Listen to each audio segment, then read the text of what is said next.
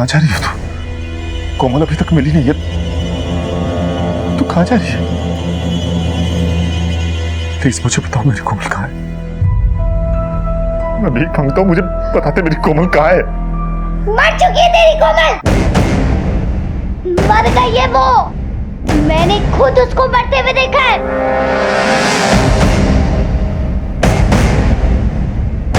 आशा,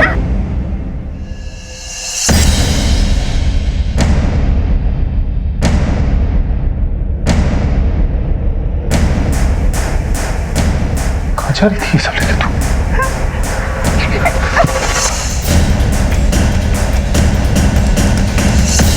sir, मुझे पता था कि वो लड़की जरूर झूठ बोल रही है।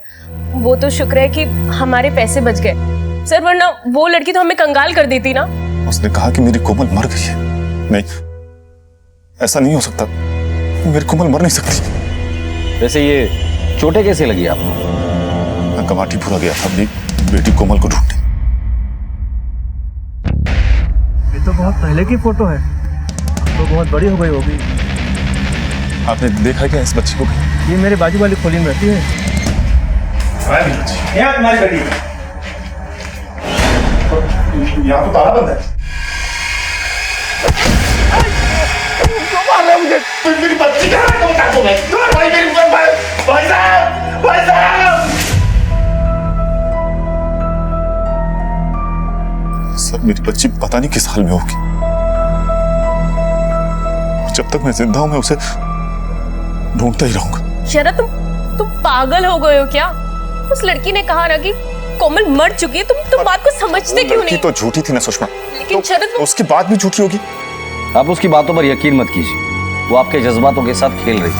बाबा, आप मुझे सचमुच में भूल गए। वो मैं नीति हूँ, मुझे पता है ये कोमल कहाँ है। कमाटीपुरा जानते हो? सर, नीति की फोटो को आसपास के सभी पुलिस स्टेशन में सर्कुलेट किया, तो दहीसर पुलिस स्टेशन से पता चला है कि नीति एक मर्डर केस में वांटेड है।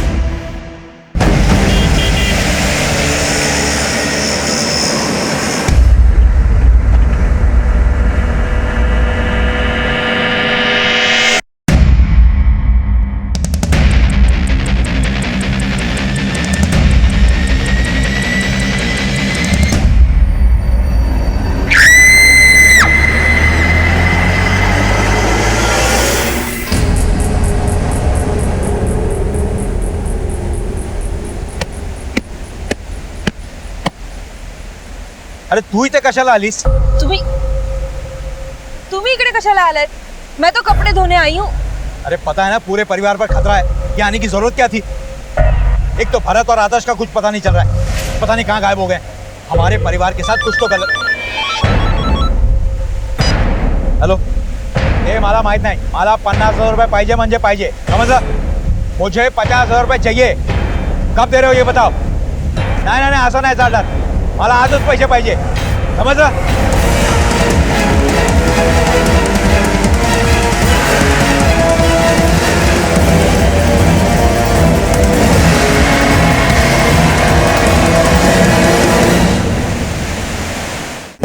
सर,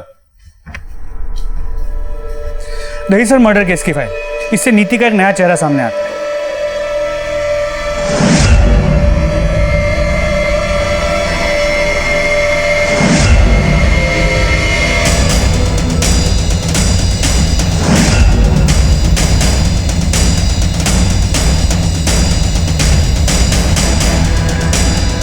आशा पाटिल?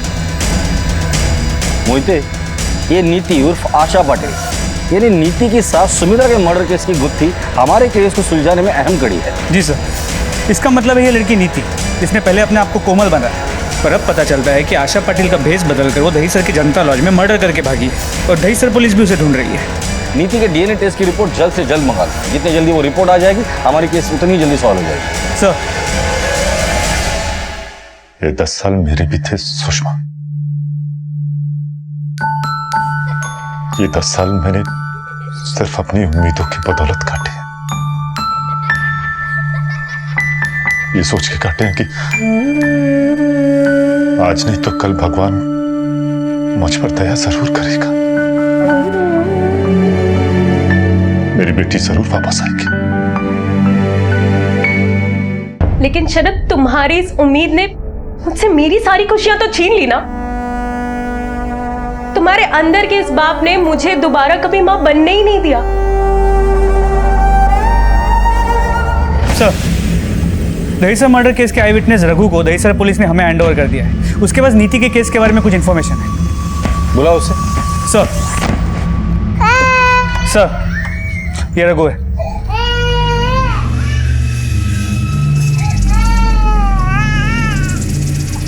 किसका बच्चा ये? अपन कैसा? रो क्यों रहा है? भूखा सा। काजल, लेके जाओ इसे। नहीं साहब, वो देखभाल कर लेगी अच्छे से, दे दो। लेकिन सब दे दो।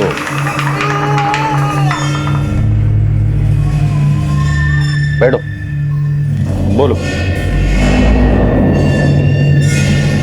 साहब, अपन बहुत भारी मुसीबत में पड़ गया साहब।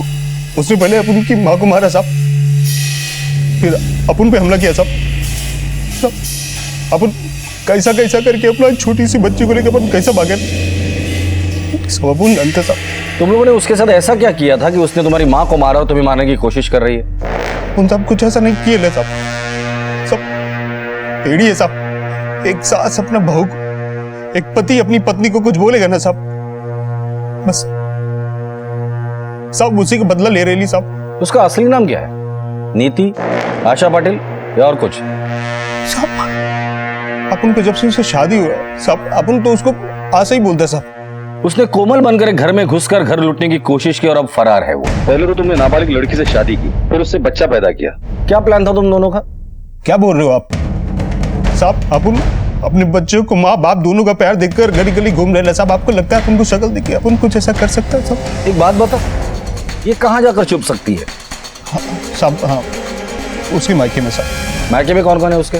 उसका बाप प्रकाश, माँ बोले तो सरला, और 3 भाई साहब उसके, सुरेश, भरत, आदर्श।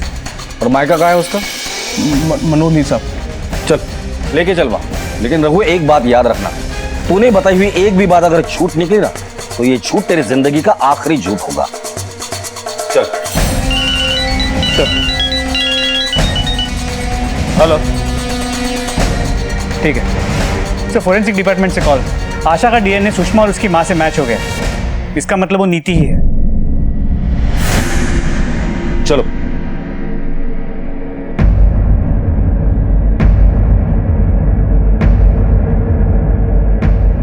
लड़की देखिएगा कहीं पे? हाँ, ये लड़की देखी वहां पे बैठी है।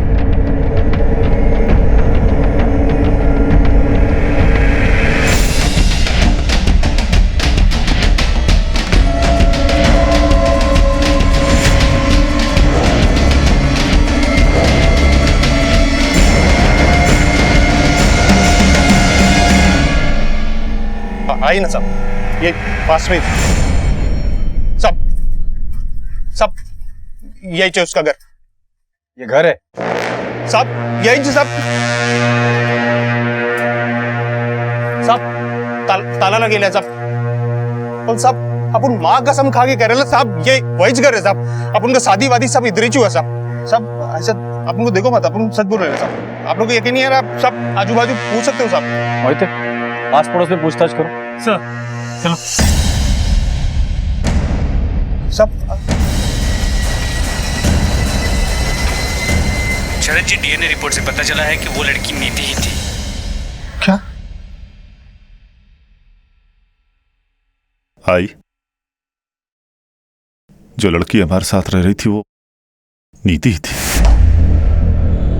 हे देवा, नीति हमारे साथ रह रही थी और हमने उसे पहचाना भी नहीं। लेकिन अगर वो लड़की नीति थी तो उसने चोरी क्यों की? और वो यहाँ से भागी क्यों? अगर वो सच में नीति ही थी तो वो जो मेरे कोमल के बारे में कह रही थी वो भी सच होगा। मर चुकी है तेरी कोमल। कोमल सच में मर चुकी? नहीं,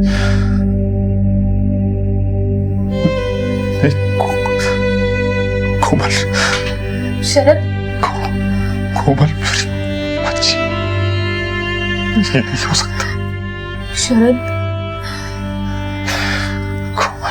सर, गांव वालों से पूछताछ की। इस रघु ने जिस घर के बारे में बताया था, गांव वालों के हिसाब से उसके मालिक बरसों पहले गांव छोड़ के चले गए और वो घर तब से बंदी पड़ा है। पुलिस को पता चल चुका था कि वो लड़की कोई और नहीं बल्कि नीति ही थी। वो नीति जो आज से 10 साल पहले कोमल के साथ उस सुरंग से लापता हो गई थी। अब बड़ा सवाल ये था कि अगर ये लड़की नीति है तो फिर कोमल कहाँ है?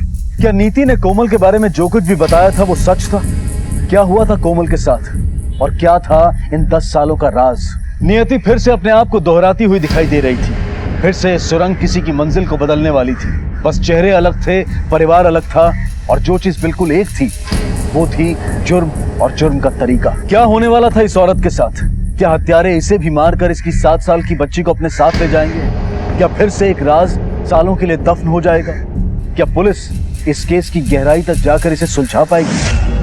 रघु, ये आशा का परिवार उसी घर में रहता है ना, और तेरी शादी भी उसी घर में हुई थी ना, तो ये आशा का परिवार कहाँ गया अभी? देखिए, गोल गोल घुमाना बंद कर दे, वरना लटका के ऐसे गोल घुमाऊंगा ना, सारा सच बाहर आ जाएगा। बोल। साहब, अपन सच बोल रहे हैं साहब। सर, अपन को कैसा मालूम करेगा साहब कि अभी उधर कोई नहीं रहता साहब? साहब, अपन को साहब वही पता मालूम था साहब। तुझ पे तो मुझे पहले दिन से ही शक था। पुलिस स्टेशन में आके क्या बोला था तूने? तेरी बीवी ने तेरी माँ का खून किया है, तो तुझे 4 दिन के बाद पुलिस की याद आती है और अपने बीवी से तू भागता हुआ फिर रहा है। देख रहा हूँ, अगर अब भी कुछ बताना बाकी है तो बता दे। अगर हम लोगों ने पता लगा लिया ना तो बोलने का मौका भी नहीं दूंगा तुझे। बोल।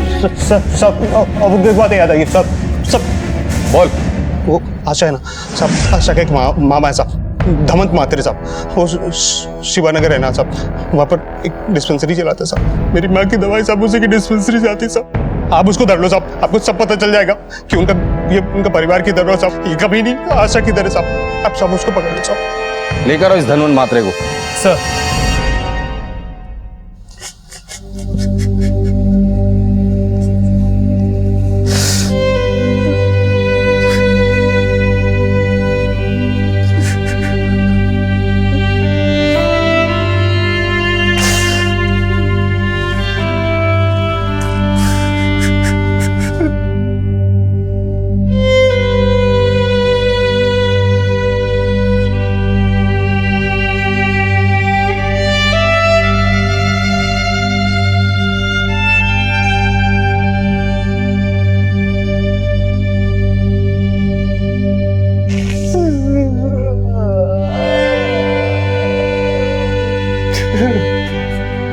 सरला और उसका परिवार इस वक्त कहाँ है? सब सरला और उसके परिवार के बारे में मैं कुछ नहीं जानता, और इसमें मैं आप लोगों की मदद नहीं कर पाऊंगा। क्यों?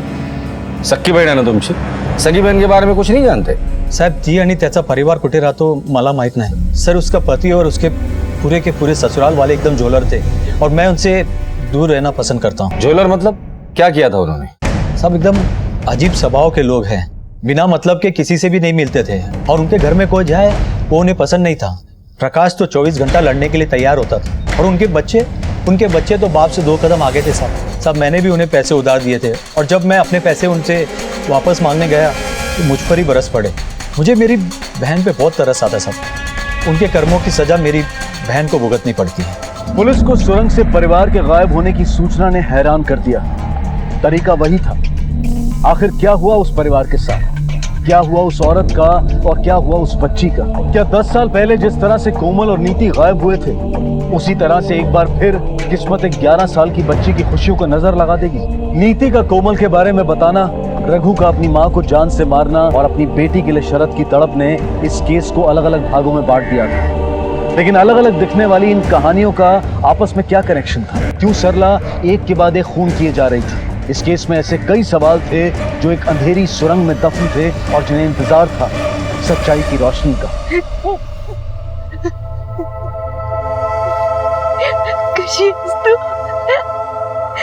आता ना तू चिंता न करो, मैं आई हूँ ना, हम यहाँ से निकल जाएंगे।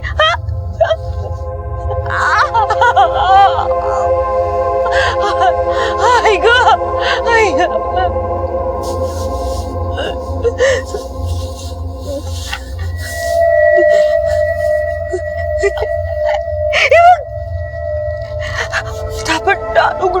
हाय पहुंच जाऊं या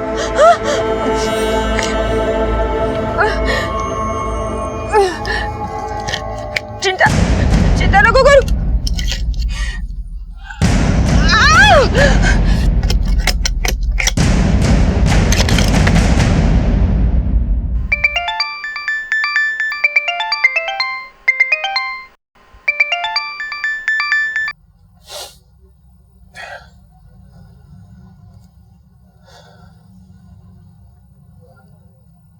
हेलो.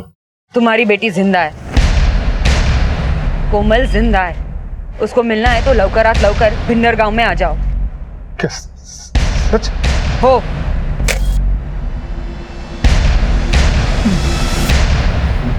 कोमल जिंदा है. ए भाई अरे पैसे दे की माझे फोन से. पैसा दे की जाना.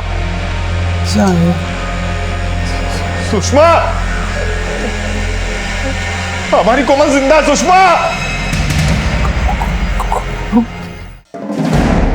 सर ये धनवन का कैरेक्टर काफी ग्रे नजर आ रहा है. इसकी बातों में कितनी सच्चाई है कुछ कह नहीं सकते. एक काम करो, इस धनवन के कॉल रिकॉर्ड निकालो. सच और झूठ का पता कॉल रिकॉर्ड से ही चल जाएगा. सर.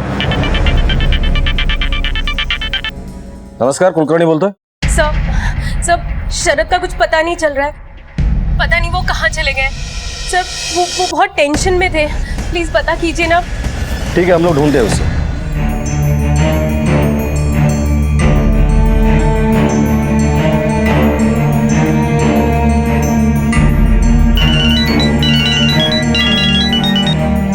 हाँ मोहिते. सर सभी जगह पूछताछ की लेकिन शरद का कुछ पता नहीं चला. उम्मीद है वो किसी खतरे में ना हो. क्या ऐसा तो नहीं कि बेटी के दुख में पागल होकर उसने कुछ गलत कदम उठाया हो? एक काम करो, उसका मोबाइल ट्रैकिंग पे डालो और उसकी फोन की एक्चुअल लोकेशन क्या पता करो. जी सर. सर समझ में नहीं आ रहा. अगर नीति ने ये सब कुछ किया है तो इसके पीछे वजह क्या हो सकती है? और वो गई कहाँ? क्योंकि ना उसके पास पैसे है ना रहने को घर. वो जा कहाँ सकती है? मोहिते, इस केस की जड़ तक पहुंचने के लिए हमें अतीत की गहराइयों को खंगालना होगा. ये 10 साल इस केस के अहम 10 साल है.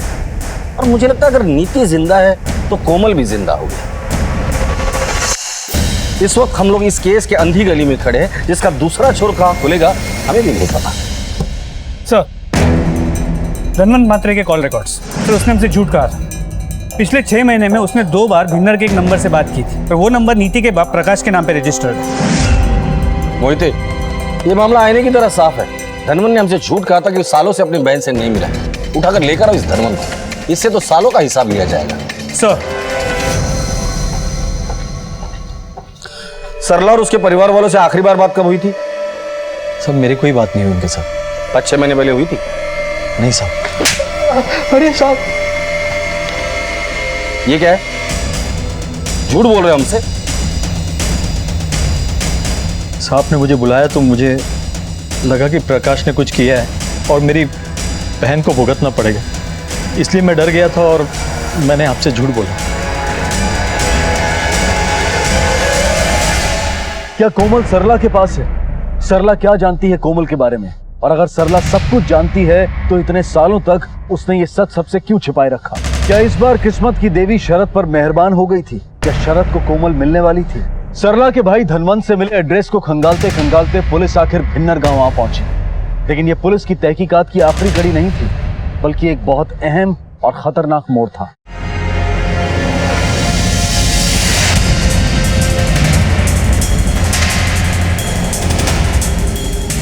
हटो हटो. साहब कब से दरवाजा पीट रहा हूँ. प्रकाश के घर से कोई आवाज नहीं आ रही है. अंदर आग लगी. दरवाजा तोड़ दो. सर.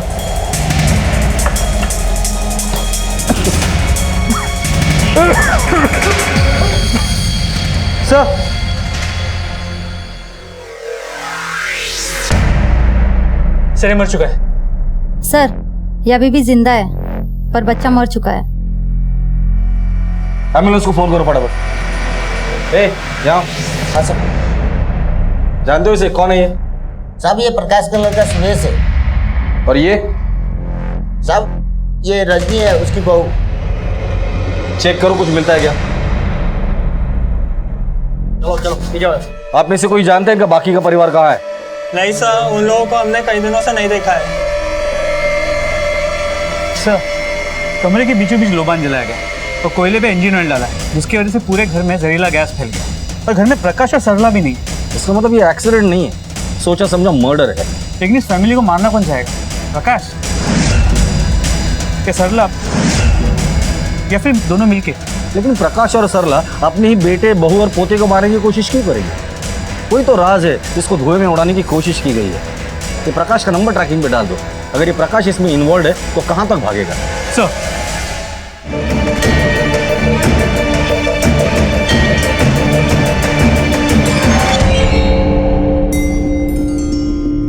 बाबा बाबा बाबा कोमल, बाबा बाबा कोमल, बाबा कोमल, बाबा भाई बस गाड़ी रोको। कोमल, भाई क्या हो गया? कोमल, शरद, हेलो। सर मुझे कॉल आया था, उसने मुझे बताया कि मेरी बेटी जिंदा है। कोमल जिंदा है, उसको मिलना है तो लवकरात लवकर भिन्नर गांव में आ जाओ। मैं वहां पहुंचा तो मैंने देखा कि बहुत बड़ा हादसा हो गया है, घर के लोगों की मौत हो चुकी है। सर विश्वास के परे जाकर मैं अपने विश्वास को कायम रखने की कोशिश कर रहा हूं, लेकिन आखिरी में निराशा ही हाथ लग रही है। सर क्या हुआ होगा मेरी बेटी के साथ? कहाँ है वो? शरद जी निराश मत होइए, उनमें से एक विक्टिम अभी भी जिंदा है। हम लोग उसके होश में आने का इंतजार कर रहे हैं। जिस नंबर से आपको कॉल आया था वो नंबर दिखाएंगे? जी, इस नंबर से। तुम्हारे पीछे से एक औरत ने फोन किया था, क्या वो इन दोनों में से कोई है? हाँ साहब, यहीच थी सर, बहुत पागल थी, माझे पैसे पण नाही दिले और वैसे ही भाग गई। सरला? सर, प्रकाश का फोन ट्रेस हो गया है, उसका लोकेशन गांव के नदी के पास है। चलो। तो बॉडी देख के लगता है कि मरे हुए 3 से 4 दिन तो हो गए, और जिस तरह इसके चेहरे को कुचला गया है, लगता है दुश्मनी काफी गहरी थी। राणे, बॉडी पोस्टमार्टम के लिए भेज दो। मोहिते, इस प्रकाश की किसी के साथ क्या दुश्मनी हो सकती है और क्यों? कि ऐसा तो नहीं कि जिसने प्रकाश को मारा है उसी ने उसके परिवार को भी मारा है? क्योंकि उसके 2 बेटे और बीवी सरला अभी भी गायब है। सर, उसके दोनों लापता बेटों के कॉल रिकॉर्ड्स को चेक किया, दोनों क्लीन है। तो सरला के पास कोई मोबाइल फोन है नहीं। सरला का मिलना बहुत जरूरी है, कुछ भी करो इस सरला को ढूंढ निकालो। सर एक बात समझ में नहीं आती, सरला ने शरद को फोन करके ये क्यों कहा कि कोमल जिंदा है? क्या वो जानती है कि कोमल कहाँ है? सर, और एक बात नोट करने वाली ये है कि सरला की बहू रजनी, वो भी करीब 16-17 साल की, मतलब वही उम्र जो कोमल की आज होती है। क्या ये रजनी और कोमल एक ही हो सकते हैं? हो सकता है, और ऐसे भी हो सकता है कि नीति और कोमल को इन्होंने ही किडनैप किया हो, फिर नीति की शादी रघु से और कोमल की शादी अपने बेटे सुरेश से की। सर, मैं सरला के घर के आसपास पूछताछ कर रहा था, तभी मुझे ये आदमी मिला। इसका कहना है कि इसने रात को सरला को देखा है। क्या देखा था तूने? साहब, उस रात सरला को जलती हुई अंगीठी और मोबाइल का डब्बा लेके घर में जाते हुए देखा था।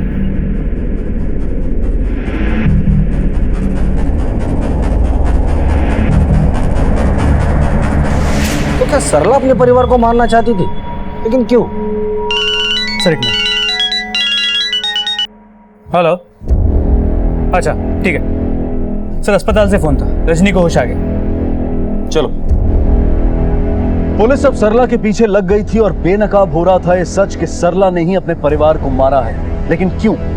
क्यों सरला अपने ही घर के लोगों के खून से होली खेल रही थी? सरला ने शरद को फोन करके जो कुछ कोमल के बारे में बताया था, क्या वो सच था? कोमल जिंदा है, उसको मिलना है तो लवकरात लवकर भिन्नर गांव में आ जाओ। क्या कोमल सरला के साथ थी? कोमल? पुलिस इन हत्याओं के पीछे दबी साजिशों का पर्दाफाश करने की कोशिश में लगी हुई थी। मेरी सास पागल हो गई इस कोमल के लिए, इस कोमल के लिए उसने पूरे परिवार की जान ले ली, यहाँ तक कि मेरे बच्चे तक को खा गई वो। सरला जानती है कोमल को? हाँ, कोई कोमल नाम की लड़की है जिसके लिए परिवार की जान ले रही थी, एक एक करके परिवार के सबको मार रही थी। मैंने भी उसका दिल नहीं भरा तो मेरे पति और बच्चे तक की जान ले ली। ये सब तुम्हें कैसे पता? मैंने खुद अपने कानों से सुना। आज मैंने एक और को मार दिया, अब एक ही बचा है।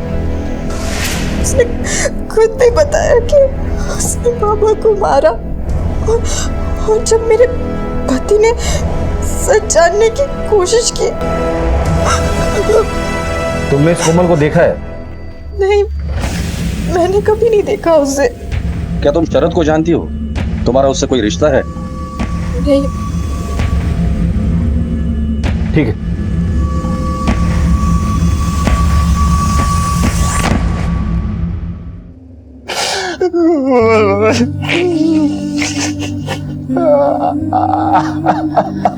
शरद, शरद, संभालो अपने आप को। अब और नहीं होता सुषमा, अब और हिम्मत नहीं है मुझ में सुषमा। थक चुका हूँ मैं, थक चुका हूँ सुषमा।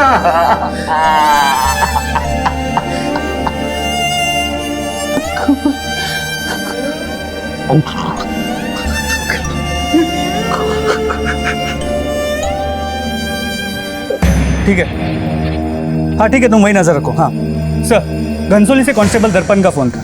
उसने सरला को अपने पुरानी घर की तरफ जाते हुए देखा। मैंने दर्पण को वही नजर रखने को कहा। चलो।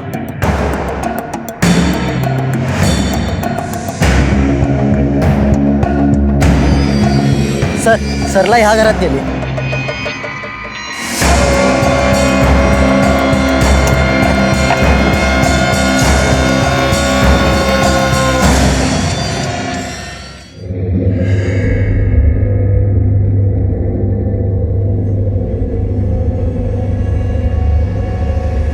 सरला,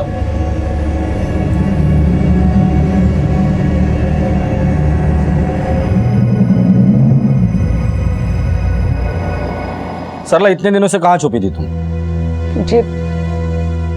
मुझे सुरेश ने एक कमरे में बंद कर दिया था। मैं वहां से ताला तोड़ के भाग गई और वहां से मैं अपने भाई के यहाँ पे गई थी। उसने मुझे बताया कि कोमल के पापा उसे ढूंढते हुए वहां पे आए थे। इसलिए मैंने उनको फोन किया और उनको बता दिया कि कोमल कहाँ है। मैं कोमल को बहुत प्यार करती हूँ, पर शायद मेवड़ी स्वार्थी नहीं है कि उसको अपने पापा से दूर रखूं। पर जब तक मेरे घर वाले जिंदा रहते, वो मुझे और कोमल को शांति से रहने नहीं देते। इसीलिए मैंने सुरेश, रजनी और अपने पोते को मार डाला। तुम्हारा पोता तो सिर्फ 1 साल का था, उसे क्यों मारा? साहब, सांप का बच्चा सपोला ही होता है। अभी मेरे पति को मेरे 3 बेटे साथ दे रहे थे। उधर मोटा हो वो अपने बाप का साथ देता। मड़ो मारना मेरी कोमल के लिए मारा मैंने। फिर मैं और कोमल यहाँ आ गए मेरी बेटी के पास। तुम्हारी बेटी कहाँ है? वो यहीं पे सोई है, इस कब्र में।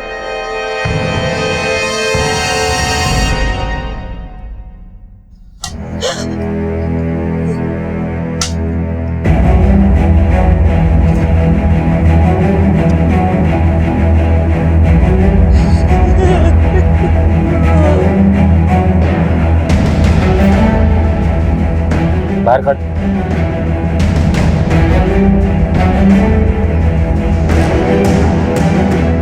क्या ये कंकाल कोमल का है? नहीं साहब, कोमल तो जिंदा है। वो देखिए, आपके पीछे ही तो खड़ी। ये तो मेरी आशा।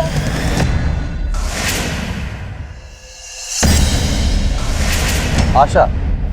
आशा तो नीति का नाम है, और जहां तक हमें पता है नीति जिंदा है। नहीं सर, हीच माझी आशा आहे. मी खरंच वाटते ही माझी आशा आहे. मला माहित नसणार की ही माझी मुलगी आहे की नाही. ठीक है, कोमल का अपहरण क्यों किया था? मजबूरी थी सर. मुखिया जी घोर पाप हुआ है, इसकी भरपाई करनी पड़ेगी, सजा मिलनी चाहिए। शांत हो जाइए भाइयों, शांत हो जाइए। हाँ, इससे घोर पाप हुआ है। प्रकाश और इनके परिवार से घोर पाप हुआ है। इन्हें और इनके परिवार को इसकी भरपाई करनी होगी। 3 बछड़े की जान के बदले में इन्हें 10 गाय के बछड़े दान में देने होंगे। क्यों मुखिया जी? बिल्कुल सही, अवश्य आपको देने होंगे। कुछ देना रमिया। मालिक, हम कहाँ से देंगे 10 बछड़े? नहीं, भरपाई करनी पड़ेगी, इन्होंने घोर पाप किया, इसकी भरपाई करनी पड़ेगी। मालिक, हमसे बहुत बड़ी गलती हो गई। हम बहुत गरीब आदमी हैं। 3 बच्चों के बदले 10 बछड़े कहाँ से देंगे? और बच्चे ने ये जानबूझकर नहीं किया, सब अनजाने में हुआ है। आप चाहे तो हमें माफी मिल सकती है। माफी मिल सकती है, लेकिन बदले में तुम्हें एक सौदा करना होगा। सौदा? हाँ, और सौदे के मुताबिक तुम्हारी लड़की की शादी मेरी बहन के लड़के रघु से करनी होगी। बोलो, मंजूर है? मालिक, वो तो अभी बहुत छोटी है। तो करवा लो 10 बछड़ों का इंतजाम। मालिक, मालिक सुनिए ना। मालिक, मालिक, 10 बछड़ों की व्यवस्था तो हमसे हो नहीं सकती थी, इसलिए मजबूरी में हमने तय किया कि आशा की शादी सुमित्रा के बेटे रघु से करवा देंगे। अक्ल है कि नहीं? है? अरे जो चारा गाय के बछड़ों को खिलाया ना तूने, उसमें मैंने दवा मिलाई हुई थी। तेरी वजह से वो बछड़े मर गए। अब तेरी वजह से इस बच्ची की शादी रघु से करनी पड़ेगी। 10 साल बड़ा है रघु, इससे उसकी शादी कैसे करा सकते हैं आप? मसर्रा काहे करूं मैं? वो 10 बछड़े कहां से लाऊं? अब इसकी शादी रघु के साथ करनी पड़ेगी। लेकिन बदकिस्मती हमारा पीछा ऐसे कहाँ छोड़ने वाली थी। शादी के कुछ दिन पहले ही आशा को निमोनिया हो गया और वो हमें छोड़ के चली गई, किसी को भी पता ना चले। इसीलिए हम सब ने उसे यहीं पे दफना दिया। फिर आगे क्या हुआ? पंचायत के डर से हमें ये चिंता खाए जा रही थी कि अब रघु के साथ शादी करवाने के लिए आशा कहाँ से लाए। उसी वक्त इनको ऐसा लगा कि हम एक काम कर सकते हैं, आशा जैसी दिखने वाली किसी लड़की को ले आते और उसकी शादी आशा की जगह करवा देते। और उन्होंने जाके इन 2 बच्चियों का अपहरण किया। उसमें से नीति बिल्कुल मेरी आशा जैसी दिखती थी, तो उसकी शादी करवा दी रघु से। और कोमल हमारे साथ रहने लगी। बहुत प्यारी बच्ची थी, मेरा बेटा आदर्श।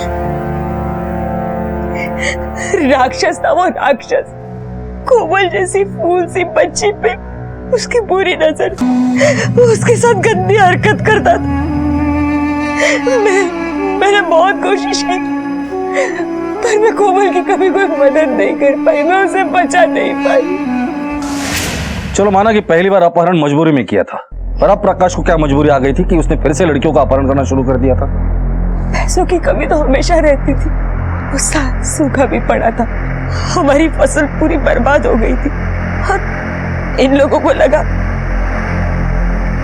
कि ये काम बड़ी आसानी से हो जाता है, अच्छे पैसे और किसी को शक भी नहीं जाता, आसानी से बच सकते हैं, तो उन्होंने ये काम फिर से शुरू कर दिया। तुमने ही तुम्हारे परिवार वालों को मार डाला ना?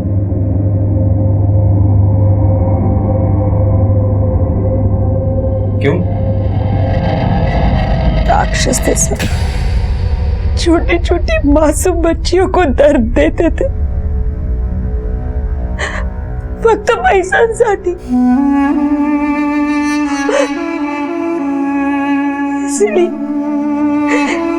इसीलिए मारा।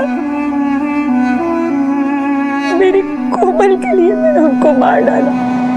तुम्हारे बच्चों की लाशें कहाँ हैं? नहीं मालूम मुझे, वो लोग मेरी कोमल को मुझसे दूर ले गए और नीति की शादी तो रघु से हो ही चुकी थी, पहले ही जानती कोमल कहाँ है। गांव की पंचायत के एक फैसले ने कई लोगों की जिंदगियों को बदल दिया।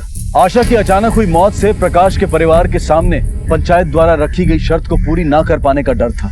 इस डर ने उनसे एक जुर्म करवाया और उस एक जुर्म ने कई और जुर्म के रास्ते खोल दिए। सरला के बयान से नीति के माता पिता जयंत और मीना और पायल की हत्या के राज खुल गए थे और अब पुलिस ने किसी भी कीमत पर कोमल को ढूंढ निकालने का फैसला कर लिया था। सुमित्रा की हत्या और कोमल की गुमशुदगी की चश्मदीद नीति को पुलिस ने बड़ी शिद्दत से ढूंढना शुरू किया। अपने पूरे नेटवर्क को उसे ढूंढ निकालने की जिम्मेदारी सौंपी।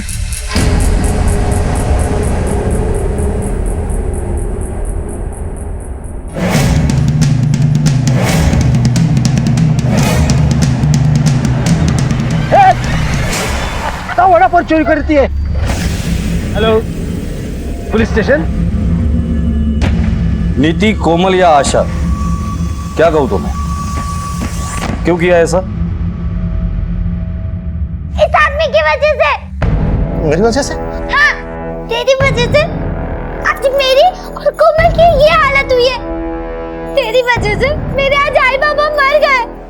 तेरी वजह से मैं उस रघु के गले बंधी जिसने मुझे कितना टॉर्चर किया। तूने हम दोनों को उन दरिंदों के हाथों बेचा था। तुम्हारे मम्मी पापा ने तुम्हें बेच दिया है। बेटा, मैंने ऐसा कुछ भी नहीं किया है। मैं अपनी बेटी को क्यों बेचूंगा? मैं अपनी बेटी कोमल की कसम खा के कहता हूँ बेटा, मैंने ऐसा कुछ भी नहीं किया है। बेटा, साल गुजर गए बेटा, सिर्फ ये जानने में कि मेरी बेटी कहाँ है, किस हाल में है। अगर तुम नीति थी तो कोमल मरने का नाटक क्यों किया था? रघु की वजह से। उसको जुए के अलावा कुछ नहीं आता था। जुए के लिए उसने सारे पैसे खर्च कर दिए और पैसों की खातिर उसने अपने घर को गिरवी रख दिया और घर बचाने के लिए उसको पैसे की जरूरत थी। वारे मेरी आशा, क्या बात बताई है तूने? तू एक काम करना, तू कोमल बन के उनके घर जाओ, आराम से रहे, और जिस दिन तेरे को रात में मौका मिलेगा उनके सारे गहने और सारे पैसे लेके तू भाग के आ जा। फिर हम एक अच्छी मस्त सी लाइफ एकदम हम जिएंगे। तू करेगी नहीं मेरे लिए? बोल अपने इस लड़के के लिए करेगी ना? तू बोल। हाँ बोल। तुमने अपनी सास सुमित्रा को क्यों मारा? नहीं, मैंने उन्हें नहीं मारा। उन्होंने रघु और मेरी बात सुन ली थी। तेरे को प्लान पता है ना? आज तू अपने मामा के घर जा रही है, रघु कोमल बनकर। तेरे को उधर जब भी मौका मिले ना तो तू उनके सारे गहने और सारे पैसे लेके ना वहाँ से निकल देना और अपन तेरा बाहर ही वेट करेंगे। सही, तो टेंशन मत। ये क्या चल रहा है तुम दोनों के बीच में? आई सुना, यानी मेरी आई आड़ू, बीमारी का तो एक सिर्फ बहाना ही था। आई तुम बात करे ना। सुनो बोलना। क्यों स्लो बोलूं मैं? नालायक, शर्म नहीं आती है तुझे? अरे कितने पाप कर चुका है तू। मैंने सोचा था कि तेरी शादी करूंगी तो तू सुधर जाएगा, पर नहीं, यार सुधरने के बजाय तूने मेरी बहू को अपनी जैसा बना दिया। पर देख, मैं तुझे ये काम करने नहीं दूंगी। मैं पुलिस स्टेशन जाऊंगी, उनको बताऊंगी तेरी असलियत। जाऊंगी। ये सब रघु ने किया है। बोल। हाँ साहब, अपन झूठ बोले साहब। अपन आप लोग का मदद करेंगे ना साहब, तो आप लोग अपन पे शक नहीं करोगे साहब। और सारा इल्जाम ना साहब को आशा पे आएगा साहब।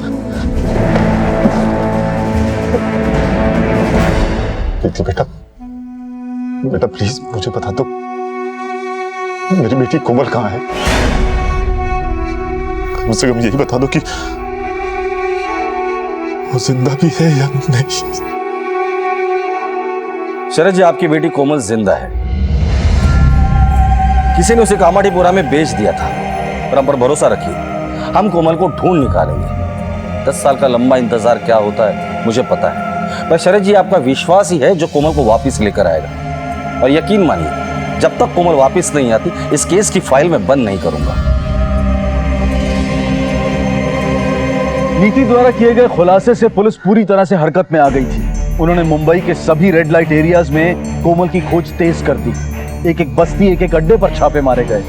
ग्राहकों से, दलालों से, अड्डों को चलाने वालों से पूछताछ की गई। और अब शायद वक्त आ गया था कि एक बेबस बाप से उसकी बेकसूर बेटी मिल जाए। कोई अपनी जगह से हिलेगा नहीं, बस वो गाड़ी चला रहा। कब से यहाँ पर तू? साहब बचपन से। ये फोटो देख, इस लड़की को कुछ साल पहले यहाँ बेचा गया था, जानता है इसे? साहब 10-15 साल पहले ये आका के पास थी। ये आका कहाँ मिलेगी? 64 नंबर। चल दिखा। ये साहब इस लड़की को आज से 10 साल पहले तुमने खरीदा था, कहाँ है ये लड़की? क्या साहब, आप भी कितनी पुरानी बात लेके बैठ जाते हो? इतना पुराना किसको याद रहता है साहब? ये लड़की एक मर्डर केस में सस्पेक्ट है, अब बताओ। साहब एक काम करते हैं, मामला यहीं पे ले दे के निपटा देते हैं। बिल्कुल सही कहा, ले दे के ही मामला सलटाते हैं। शुरू हो जाओ। साहब सब बताती हूँ साहब। ले चलो इन्हें, उठा लो।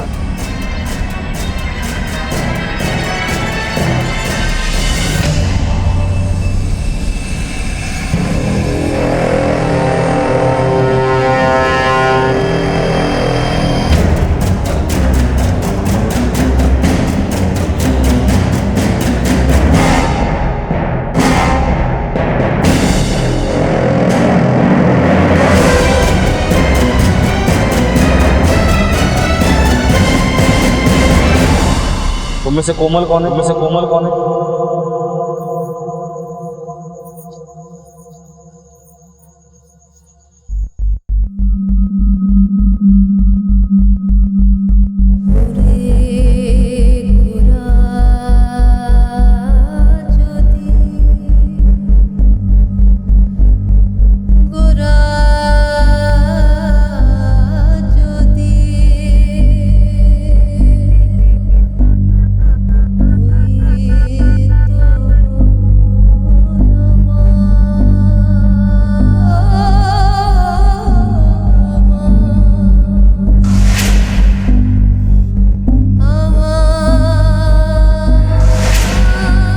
लड़की तो बहुत ही खूबसूरत है, ले रख।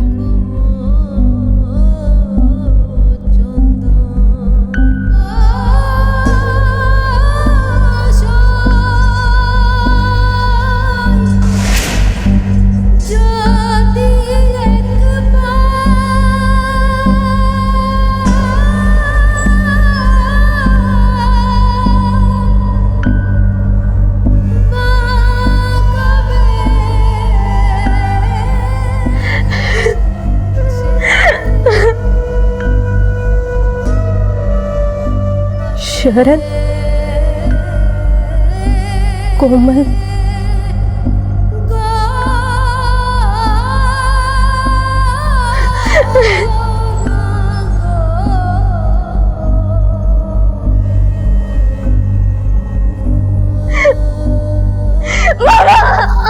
कोमल।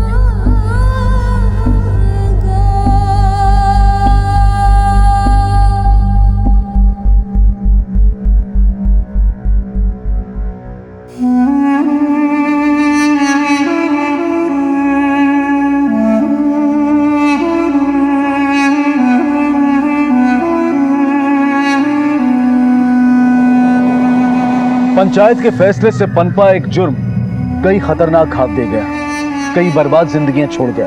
सरला पर कोमल की निश्चलता ने ऐसा असर छोड़ा कि वो उसकी यादों को समेटते ही रह गई और मजबूरी में किए गए एक जुर्म को आदत बना लेने पर अपने ही परिवार को खत्म कर दिया। शरद पर इस हादसे ने ऐसी छाप छोड़ी कि उसने कभी हिम्मत नहीं हारी और कोमल को ढूंढ निकालने को ही उसने अपनी जिंदगी का मकसद बना लिया। और उसके इस यकीन की लाज रखी मुंबई पुलिस ने। मुंबई पुलिस के इस कारनामे की जितनी सराहना की जाए कम है। कोमल की ही तरह दूसरे हादसे की शिकार आस्था को भी बचाकर उसके पिता को सौंप दिया गया। आज कोमल अपने माता पिता की देखरेख में है और नीति को भी शरद ने अपना लिया है। इंसान कभी मजबूरी में तो कभी आदतन जुर्म करता है, लेकिन उस जुर्म का असर जरूर होता है, किसी पर सीधा तो किसी पर छुपा हुआ। यह हम पर निर्भर करता है कि हम समाज को किस रूप में देखना चाहते हैं। किसी की भी जानी अनजानी गलती की इतनी बड़ी सजा देने से पहले उसके संगीन नतीजों पर नजर डालना बेहद जरूरी है।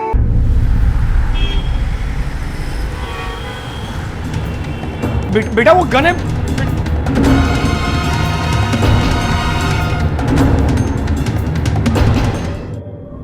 नमस्कार, आदाब। क्राइम पेट्रोल डायल 100 में आप सबका स्वागत है। अभी अभी जो दृश्य हमने देखा वो काफी चौंका देने वाला है। एक 11 साल की बच्ची आयुषी ने अपने ही घर वालों पर पिस्तौल तान रखी थी, और ये भी आप समझ ही गए होंगे कि उसके हाथ में कोई खिलौना नहीं बल्कि असली में पिस्तौल है, जो अगर गलती से चल जाए तो उसके परिणाम बहुत बुरे हो सकते हैं। आप सबके मन में ये सवाल जरूर चल रहा होगा कि आखिर ये 11 साल की बच्ची इस खतरनाक हथियार के साथ क्या कर रही है। लेकिन उससे पहले ये जानना भी जरूरी है कि आखिर ऐसे वो कौन से हालात थे जिसकी वजह से इस बच्ची को यह हथियार उठाना पड़ा। क्या उसके साथ कुछ गलत हो रहा था? अगर हाँ, तो आखिर कौन था जो उसके साथ ऐसा कर रहा था?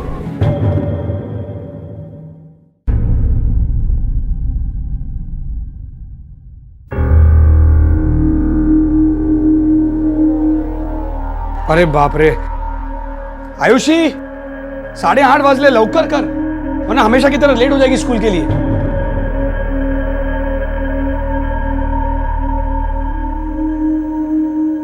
बेटा टिफिन लेके जाओ।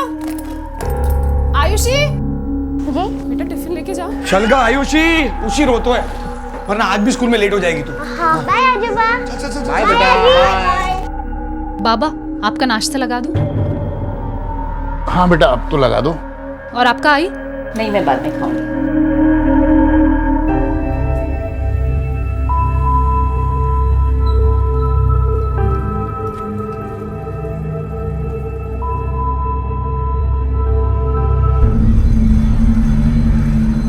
शायद मैथ्स में मेरे मार्क्स कम आएंगे। ये क्या हुआ? वो कुछ नहीं, घर पे गिर गई थी। Ayushi come here. ये क्या है? तुम फिर से मैथ्स में फेल हो गई? कल साइंस का रिजल्ट आने वाला है, और अगर उसमें फेल हुई ना तो बिना बोले अपने पेरेंट्स को लेकर आना। समझ में आई बात? Yes sir. Go to your seat. Ayushi, come.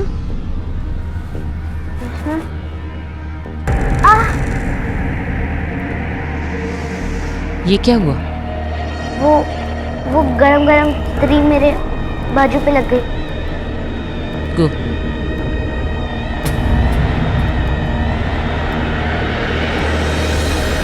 देखिए, मुझे कहना तो नहीं चाहिए, लेकिन मैंने पहले भी आयुषी के शरीर पे ऐसे चोटों के निशान देखे हैं। कहीं कोई प्रॉब्लम तो नहीं है? अरे नहीं मैम, आप बेवजह घबरा रही हैं, ऐसा कुछ नहीं है। और वैसे भी जहाँ तक उसका ख्याल रखने की बात है, मैं उसकी माँ हूँ। मुझे किसी से सीखने की जरूरत नहीं है कि उसका ध्यान कैसे रखना है। Thank you. चलो।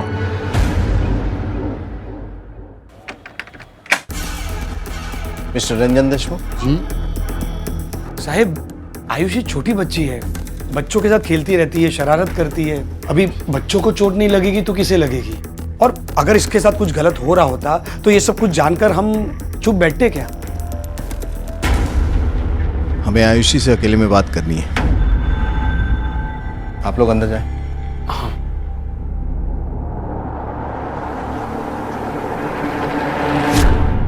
बेटा, आपको किसी से भी डरने की जरूरत नहीं है।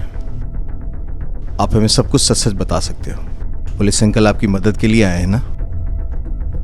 ये चोट आपको कैसे लगी? वो गरम इस्त्री मेरे हाथ पे लग गई थी और ये वाला स्कूल में खेल रही थी तो झूले से गिर गई। कहीं आप हमसे झूठ बोलने की कोशिश तो नहीं करें आयुषी?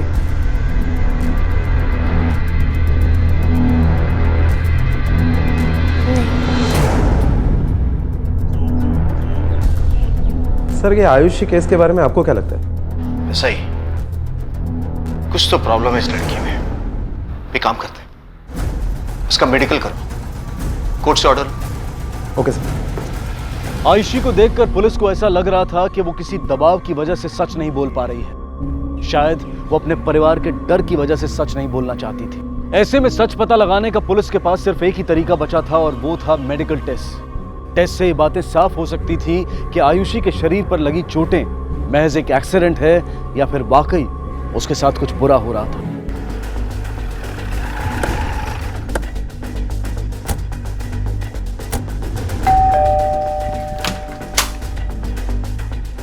सर आयुषी मिली क्या? मिली मतलब? कहाँ है आयुषी? आयुषी लापता है। मेरी बहू और बेटे दोनों पुलिस स्टेशन गए हैं उसकी रिपोर्ट दर्ज करवाने के लिए। क्या? रोज की तरह मैंने उसको स्कूल छोड़ा और फिर मैं अपने काम के लिए निकल गया। सर शाम को जब मैं उसे लेने गई तो पता चला वो स्कूल में नहीं थी। साहब मला ऐसा वाटता है कि वो घर छोड़कर भाग गई है। आपको ऐसा क्यों लग रहा है? कविता के पर्स से पैसे गायब हैं। पर आयुषी के घर से भागने की वजह क्या हो सकती? सर वो मैथ के टेस्ट में फेल हो गई थी। फिर से फेल हो गई तू? हाँ? लक्ष्य कुड़ा है तुझा? यहाँ पर मैं अपने पैसे बचा बचा कर खर्चे कम कर कर इसको पढ़ाई करा रहा हूँ और ये है जो पैसे बर्बाद कर रही है। अभी साइंस में बहुत अच्छे मार्क्स लाई है ना? है ना? क्या रंजन ने उसके ऊपर हाथ उठाया था? साहब मैंने तो बस उसको डांटा था। बेटी है वो मेरी, हमेशा एग्जाम में फेल होती रहती है। अगर माँ बाप उसको नहीं डांटेंगे तो और कौन डांटेगा सर? और वो भी उसकी भलाई के लिए सिर्फ। तो आपको लगता है कि सिर्फ हाथ मोड़ने की वजह से वो घर से भाग गई? कहानी कुछ अजीब नहीं लग रही है? साहब ये कोई कहानी नहीं है। एक्चुअली कुछ दिनों से आयुषी का बर्ताव बहुत अजीब सा था। नहीं मम्मी पार्क चले? बेटा चलेंगे। मम्मी मैंने अपना होमवर्क भी कंप्लीट कर लिया है, चलिए ना घूम कर आते हैं। बाद में जाएंगे बेटा, देख रहे हो ना मैं उसे दूध पिला रही हूँ। मम्मी चलो ना प्लीज। तुम देख रहे हो ना मैं उसे दूध पिला रही हूँ, बाद में चलेंगे। अच्छा एक काम करो, ऊपर जाके प्रेस के कपड़े अलमारी में रखो। चलो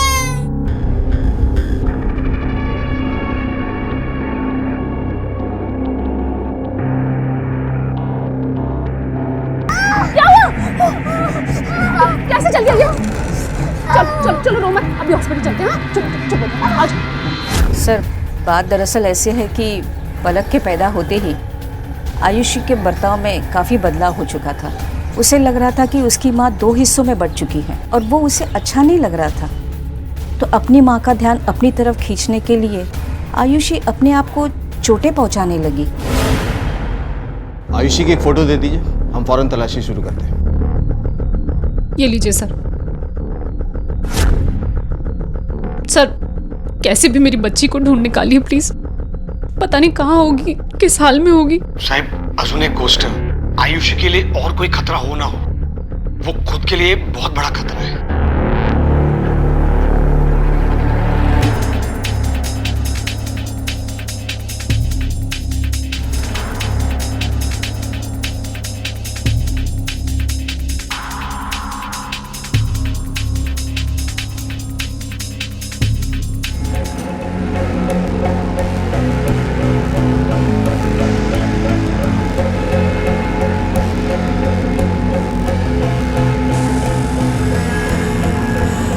अभी तक सोई है तू? तुझे पता है कितना बजा है? और अभी अंधेरा है, मैं थोड़ी देर और सो जाऊं। तुझे मैंने बताया था ना कि आदि की स्कूल की बस 7 बजे आती है और उसके पहले तुझे उसे तैयार करना, उसका टिफिन भी तैयार करना है, पता है ना? पर अभी तो सुन प्रिया, ये मेरा घर है और यहाँ हुकूमत मेरी ही चलेगी, समझी? तो चल जल्दी उठ। पुलिस लगातार जी जान से आयुषी की तलाश में जुटी हुई थी, लेकिन अब तक कोई सुराग उनके हाथ नहीं लगा था। पर क्या वाकई में आयुषी को कोई दिमागी परेशानी थी जिसकी वजह से वो न सिर्फ अपने लिए बल्कि दूसरों के लिए भी खतरनाक बन चुकी थी? वहीं दूसरी तरफ आयुषी जिस परिवार के साथ रह रही थी वो उसकी जान पहचान के लग रहे थे। आखिर कौन थे ये लोग? आयुषी इन तक कैसे पहुंची और वो इनके साथ क्यों रह रही थी? क्या आयुषी के सर पर कोई बड़ा खतरा मंडरा रहा था? सर आयुषी को गायब हुए 24 घंटे हो चुके हैं, इसलिए मैंने उसके फोटो पुलिस स्टेशन में सर्कुलेट करवा दिए। सिर्फ आसपास ही नहीं, महाराष्ट्र के हर पुलिस स्टेशन में उसकी तस्वीर सर्कुलेट करवा था। ये रंजन हमसे सच बोल रहा है या कुछ छुपाने की कोशिश कर रहा है? सर एक्चुअली पूछा जाए तो ये रंजन की कहानी मेरे गले से तो नहीं उतर रही है।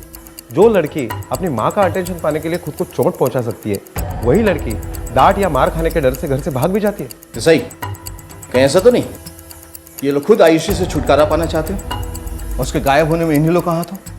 शक्यता है। हमें आयुषी और उसके परिवार के बीच की केमिस्ट्री पता करनी है। नहीं सर, ये कोई पहली बार नहीं है। मैंने अक्सर आरुषि के बदन पे चोटों के निशान देखे हैं। आपने स्कूल में पूछताछ की थी? क्या किसी ने उस रोज रंजन को यहाँ आयुषी को ड्रॉप करते हुए देखा? नहीं सर, मैंने वॉचमैन और काफ़ी स्टूडेंट से भी पूछा था, लेकिन किसी को कुछ नहीं पता। आप आयुषी के बारे में क्या जानती है? वो तो काफ़ी शांत और शर्मीली लड़की है, ज़्यादातर बात नहीं करती, हमेशा अपनी माँ के साथ ही घूमती थी। तुम और आयुषी बहुत अच्छे दोस्त हो ना? उसके पैर में चोट लगी थी, कैसे लगी थी, कुछ बताया था उसने? आयुषी ने बताया था कि वो घर पे गिर गई थी, इसकी वजह से उसके पैर में चोट लग गई। अच्छा, उसने इस बात का कभी चर्चा किया था आपसे कि उसे घर में मारा पीटा जाता है? हाँ सर, आयुषी को घर पे बहुत मार पड़ती थी। आयुषी, आयुषी, आज में तेरी कैसी हालत करता चलता है, चल चल अंदर। लेकिन राजन आयुषी को मारता क्यों था? उसकी छोटी बहन पलक, उसके बारे में? जब पलक पैदा भी नहीं हुई थी तो आयुषी बताया करती थी कि पलक भी बाकी भाई बहनों की तरह पेट में ही मर जाएंगी।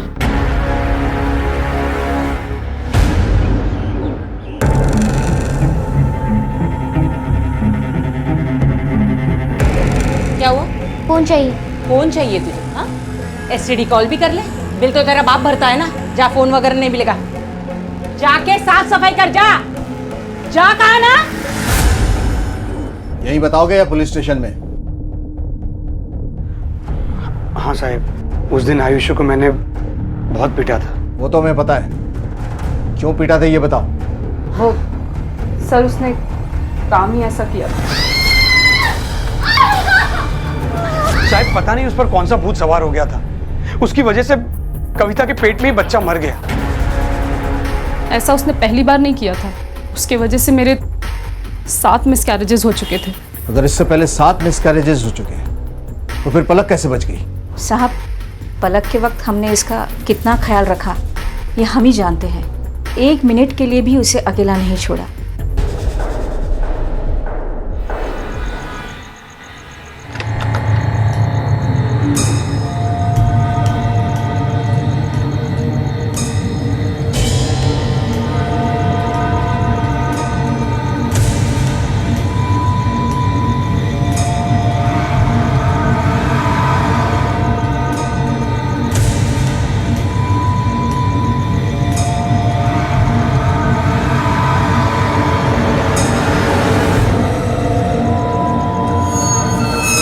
कहाँ जा रही है?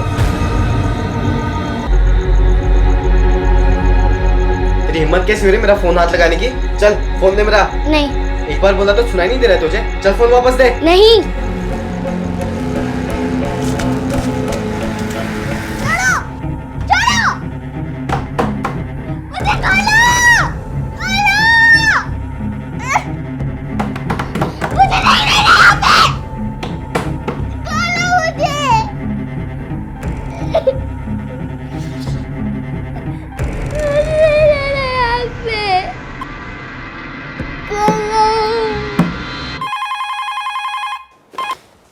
Hello, charcoal police station.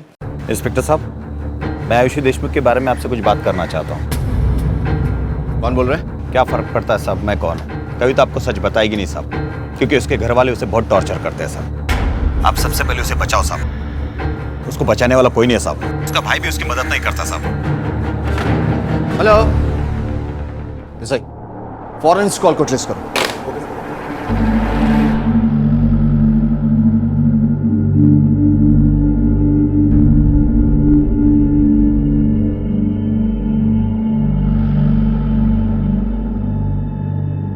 क्या कर रहे हो? मुझे लेस बांधना नहीं आता।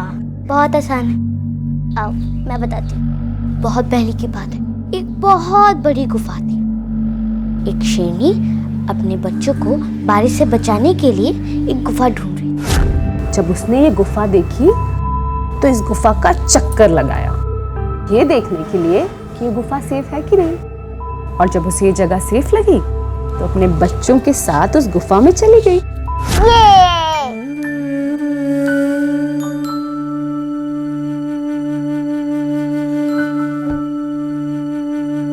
तू क्यों रो रही है?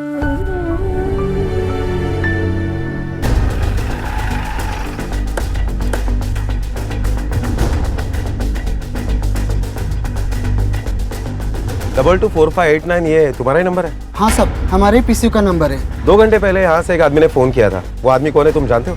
सब रोज आकर यहाँ कितने लोग फोन करके जाते हैं, कहाँ कुछ याद रहता है। हाँ, अगर वो सामने आ जाए ना तो मैं जरूर पहचानूंगा। नहीं हो साहब, 12 साल हो गए मेरी शादी को। आज तक मैंने अपनी वाइफ पर भी हाथ नहीं उठाया, तो मारपीट तो करना बहुत दूर की बात है। आप पूछ सकते हो मेरी वाइफ को। साहब मैं ऐसा आदमी नहीं हूँ, पर हाँ उस दिन मैंने आयुषी को मारा था, पर तब उसकी गलती बहुत बड़ी थी। और उसके बॉडी पर आप जो भी निशान देख रहे हो ना, वो सब उसके खुद के बनाए हुए। नहीं सर, ये झूठ है। इन्होंने कभी मुझ पर हाथ नहीं उठाया सर। हाँ सर, मेरे बेटे ने आज तक इस पर हाथ नहीं उठाया और मैंने उसे इस तरह की परवरिश भी नहीं दी है। मुझे मेरे परवरिश पर पूरा भरोसा है। सर, इस घर में मेरे होते हुए किसी औरत पर हाथ नहीं उठ सकता। और वैसे आप आयुषी को ढूंढने के बजाय मेरे बेटे के पीछे क्यों पड़े हुए हैं? आप जाकर आयुषी को क्यों नहीं ढूंढते? हमें किसे ढूंढना और किसे नहीं, और अपना काम कैसे करना बखूबी आता है। आपका आपके भाई के साथ रिश्ता कैसा है? ठीक है सर। बस ठीक है? क्या आप लोग की आपस में बातचीत नहीं होती?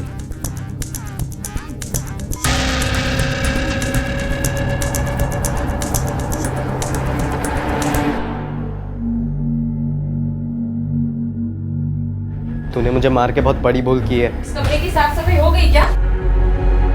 तू इतने काय करतोस? मैं वो बाइक का कपड़ा लेने आया था, बाइक पोंछने के लिए। ले लिया? हो। चल जा।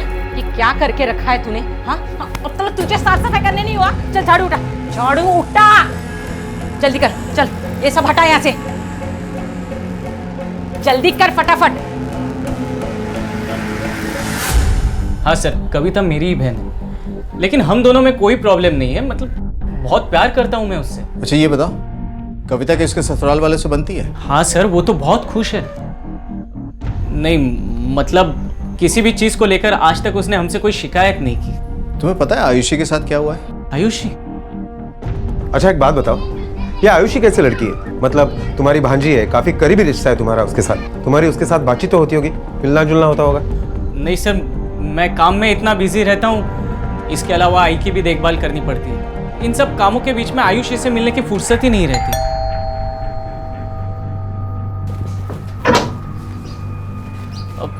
Please excuse me sir, urgent काम है, ब्रोकर आया हुआ है। ब्रोकर? हाँ सर, ये घर मैं बेच रहा हूँ। ठीक है सर, अमित का घर कविता के घर से महज 2 किलोमीटर की दूरी पर है। और तो और अमित के ऑफिस जाने के रास्ते में कविता का घर आता है। उसके बावजूद भी जब से आयुषी गायब हुई है, अमित वहां पर गया नहीं, और ना ही उसके पहले जाता था। इस मामले को अमित जितना नॉर्मल दिखाने की कोशिश कर रहे हैं ना, उतना है नहीं। ये दोनों भाई बहन आपस की बात हमसे छुपा रहे हैं। सर आपको क्या लगता है कि आयुषी के गायब होने के पीछे अमित का हाथ हो सकता है? अभी कुछ भी कहना जल्दबाजी होगी देसाई, लेकिन हमें ये तो पता करना पड़ेगा कि अमित ये घर बेच क्यों रहा है। कहीं आयुषी के गायब होने और इस घर के बेचने का बीच कनेक्शन तो नहीं है?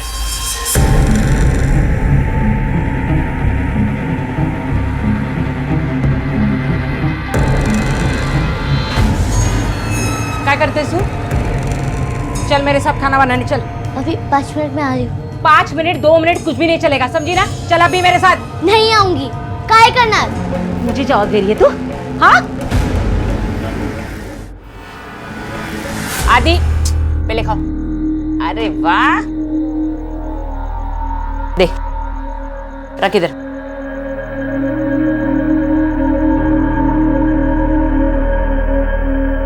अरे सुनो तो, अच्छा मेरी बात सुन, तुमने वो वर्ड देखी है? वो देखो।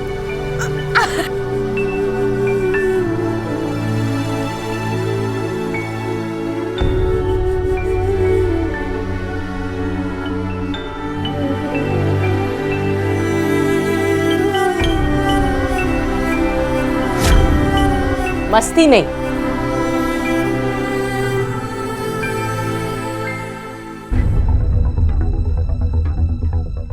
सर, मैंने अमित के बारे में और पता करवाया। उसका जो घर है वो उसका पुश्तैनी घर है, और उसके 2 हिस्से बनते हैं, आधा अमित का और आधा कविता का।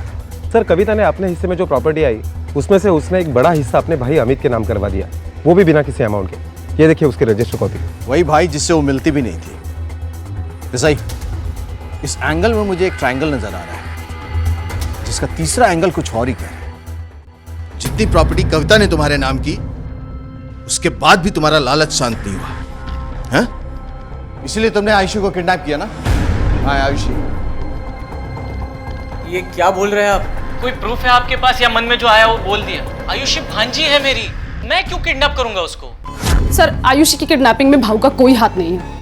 आयुषी खुद यहाँ से भागी है, उसे किसी ने किडनैप नहीं किया है। और भगवान के लिए आप मेरे घर वालों पर शक करना बंद कीजिए और आयुषी को ढूंढिए प्लीज। देखिए, हम दिन रात एक करके आयुषी को ढूंढ ही रहे हैं। पहले आप एक बात बताइए, आपने आपके प्रॉपर्टी का एक बड़ा हिस्सा आपके भाई अमित के नाम पर किया, कोई खास वजह? क्या अमित ने जबरदस्ती वो हिस्सा उसके नाम पर करवाने के लिए कहा था? बाबा ने ताई की शादी में, मतलब कविता की शादी में बहुत पैसे खर्च किए थे। बाबा के गुजर जाने के बाद घर का खर्चा, आई की देखभाल करना सब मैं ही कर रहा था। कविता को क्या पड़ी? उसे फुर्सत ही कहाँ है हमारे लिए? खुद का घर है, अच्छा परिवार है, उसे जरूरत ही क्या है प्रॉपर्टी की? नहीं, मेरा भाव से कोई झगड़ा नहीं हुआ है। मुझे पता था भाव को पैसों की जरूरत है और सही मायनों में उस प्रॉपर्टी पे भाव का ही हक है, इसलिए मैंने एक छोटा सा हिस्सा रख लिया और अपना बाकी हिस्सा भाव को दे दिया। एक बात ध्यान से सुन ले, अगर तू झूठ बोल रहा है ना तो मैं तुझे बता देता हूं, तेरी जिंदगी का ये आखिरी झूठ होगा। सर, मैं क्यों झूठ बोलूंगा आपसे? प्रॉपर्टी को लेकर मेरे और कविता के बीच में एक आध दो बार कहा सुनी हुई थी, हाँ, लेकिन सिर्फ कहा सुनी। इसका ये मतलब तो नहीं होता ना कि मैंने आयुषी को किडनैप किया है। सर, अनजान कॉलर की बातों पर हम पूरी तरह से विश्वास कैसे कर सकते हैं? ऐसा ही, वो कॉलर भले ही हमारे लिए अनजान हो, लेकिन वो जो भी था, आयुषी और उसके परिवार को अच्छी तरह से जानता है। एक काम करो, कविता के कॉल रिकॉर्ड्स को अच्छी तरह से छानो, शायद हमारे हाथ कुछ लगे। Okay sir.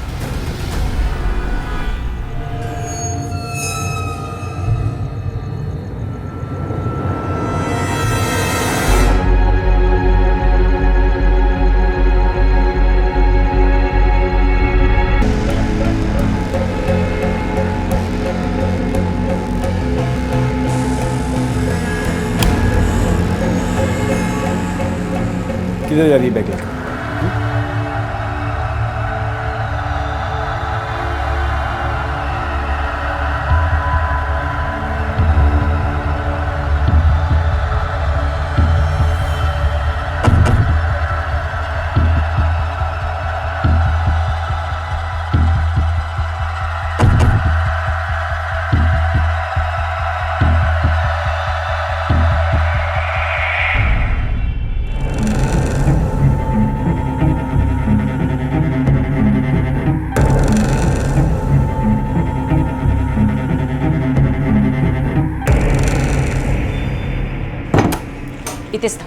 ज्यादा आगे जाने की जरूरत नहीं है तुझे, समझी तुम? जो मैंने इस्त्री के लिए कपड़े निकाले वो जाके गिनो, जा जल्दी।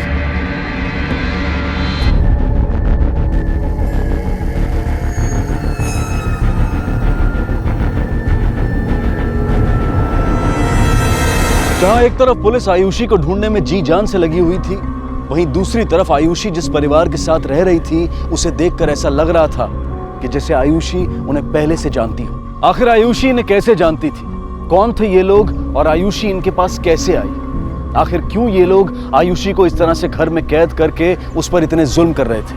और बड़ा सवाल ये भी था कि पुलिस आखिर कैसे आयुषी तक पहुंचेगी? सर, मैंने कविता के कॉल रिकॉर्ड्स अच्छी तरह से खंगाले, बाकी सब कुछ तो ठीक है, लेकिन एक नंबर ऐसा है जो ना ही कविता के घर वालों का है, ना ही किसी रिश्तेदार का, और ना ही ऐसे किसी शख्स का जो कविता के घर पर आता जाता था। लेकिन कविता की इस नंबर पर काफी बार बात हुई है सर। ये देखिए।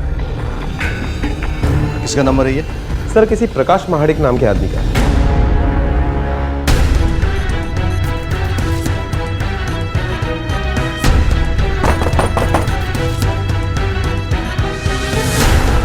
प्रकाश महाडिक घर पे?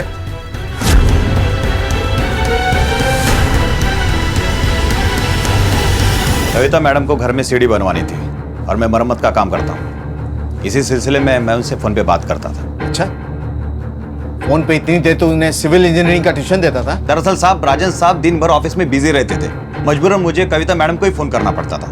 रात के 10 बजे तो सीढ़ी बनाने की बात करता था? हाँ साहब, मैं सीढ़ी की ही बातें करता था, मुझ पर भरोसा करो साहब आप। ये निशान कैसा है? ये साहब कंस्ट्रक्शन का काम करता हूँ ना, तो छोटी मोटी चोटें लगती रहती है। साइड पे? हाँ साहब, साइड पे।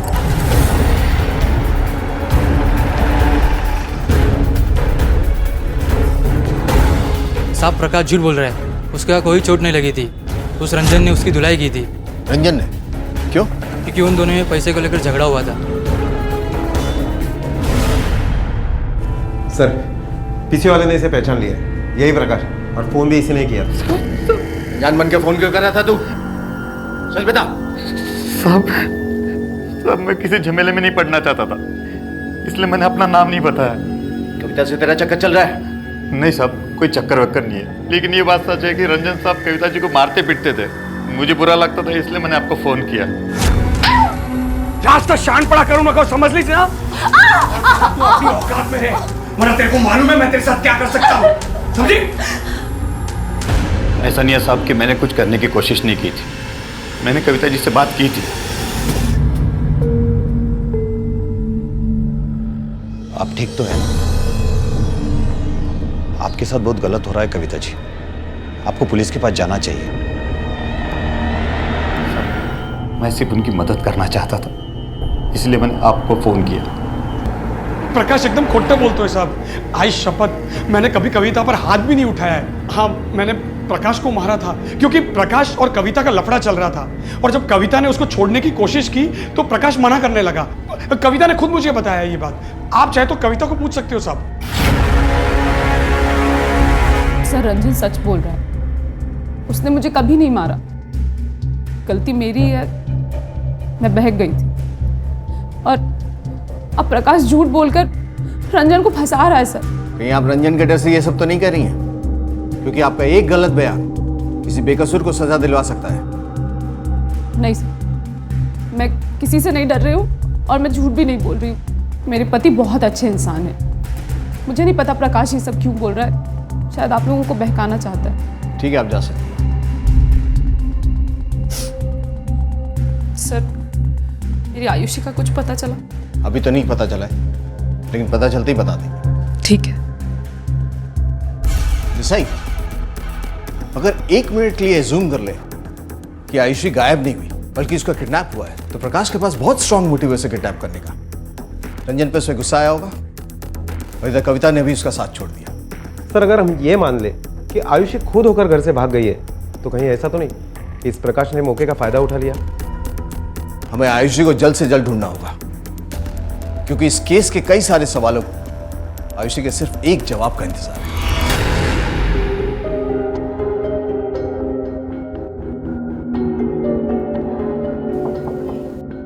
आदि,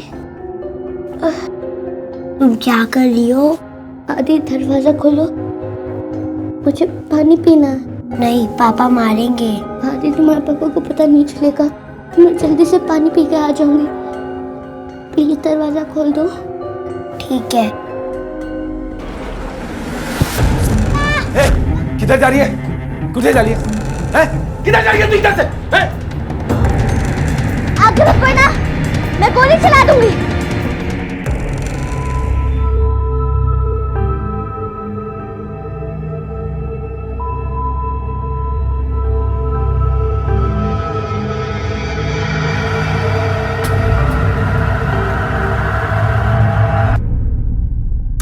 हेल्प मी आयुषी? ये आयुषी कौन है साहब? हम यहाँ उसे ही ढूंढने आए हैं। अरे साहब, इधर तो कोई आयुषी नाम की लड़की रहती नहीं है, लगता है आपको कोई गलतफहमी हो गई। तो फिर ये पर्ची आपके कपड़ों में कहाँ से आई?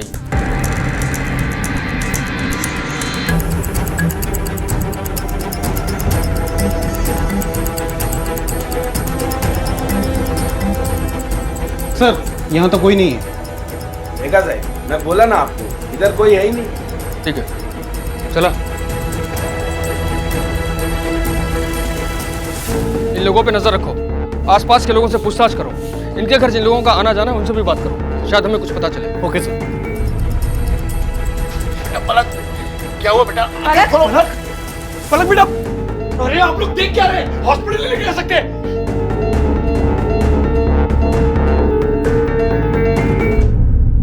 सर, पलक के आने से पहले ही मर चुकी है। ओके डॉक्टर, बॉडी को पोस्टमार्टम के लिए भेज देना। क्या हुआ था पलक के साथ?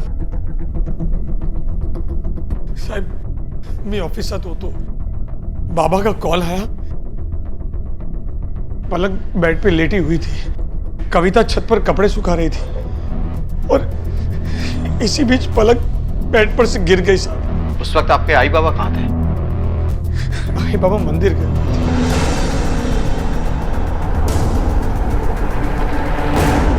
सर, हरीश के दूध वाले ने बताया कि उसने उसके घर पे एक लड़की को देखा था। ये रही उसकी स्केच। सर, मुंबई के चारकोप इलाके से कोई आयुषी देशमुख नाम की लड़की का मिसिंग रिपोर्ट दर्ज हुआ। ये रही उसकी फोटो। दोनों एक ही हैं सर। ये लड़की मुंबई से सोलापुर कैसे पहुंची? सोलापुर पुलिस से मुंबई पुलिस को आयुषी के सोलापुर में होने के बारे में पता तो चला, लेकिन अब भी उसकी कोई खबर नहीं थी। और पुलिस के लिए सबसे हैरानी की बात यह थी कि आखिर आयुषी मुंबई से इतनी दूर सोलापुर पहुंची कैसे। इस केस में मुंबई पुलिस के सामने सवाल तो कई थे, लेकिन उन्हें अब भी उस एक जवाब की तलाश थी जिसके बाद इस केस की सारी कड़ियां आपस में जुड़ सके। ओके सर, पलक की पोस्टमार्टम रिपोर्ट आ गई है और पोस्टमार्टम रिपोर्ट के मुताबिक पलक की मौत बेड से गिरने से नहीं बल्कि दम घुटने की वजह से हुई है। सर, ये तो क्लियर है कि ये मर्डर केस है। मुझे पहले से ही शक था कि ये मर्डर का केस है।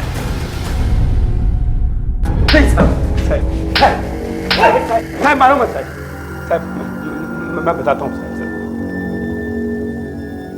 साहब। वो रंजन मेरा कजिन है सर। एक दिन वो आयुषी मेरे घर पर आई और बोली कि वो एग्जाम में फेल हो गई, तो उसके पापा ने उसे बहुत मारा। तो मैंने उससे पूछा तो वो बोली कि वो बताकर आई है कि वो शोलापुर जा रही है सर।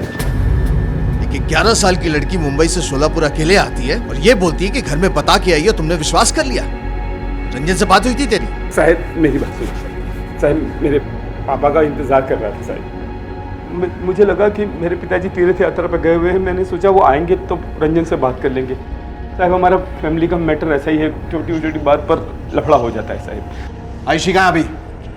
साहब वो तो मेरे घर से भाग गई साहब। तो जब हम पूछताछ के लिए आए थे तब तूने हमें आयुषी के बारे में क्यों नहीं बताया? मैं डर गया था साहब। मैंने उसे कभी नहीं पीटा मारा सर।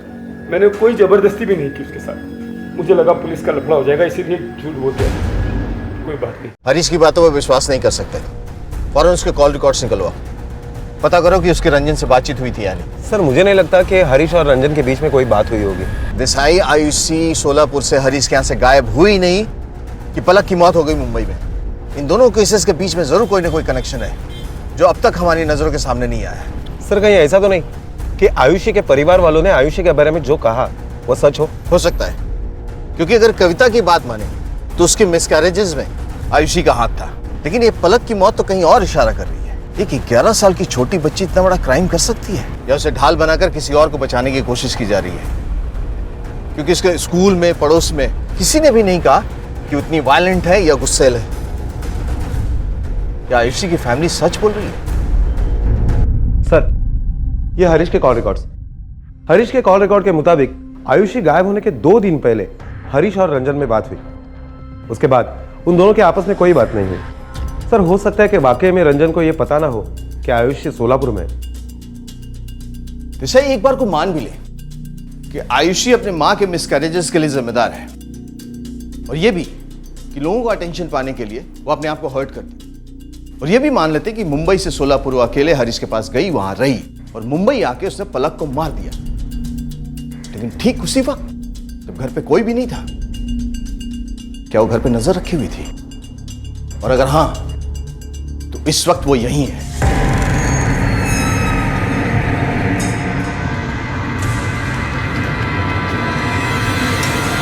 जल्दी चलो, इस बार या तो आयुषी को नुकसान हो सकता है या वो किसी और को नुकसान पहुंचा सकती है।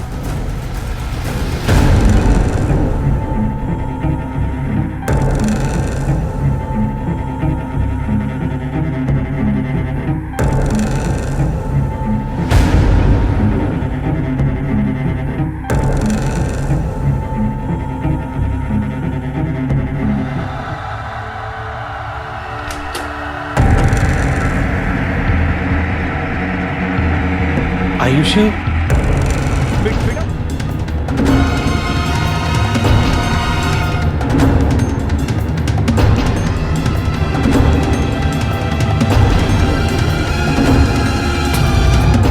अश्विन, आयुषी, अंकल की नहीं तो अपनी मम्मी की बात तो मानो बेटा, प्लीज। देखो मम्मा हाथ जोड़ती है तुम्हारे, प्लीज गन नीचे कर दो बेटा।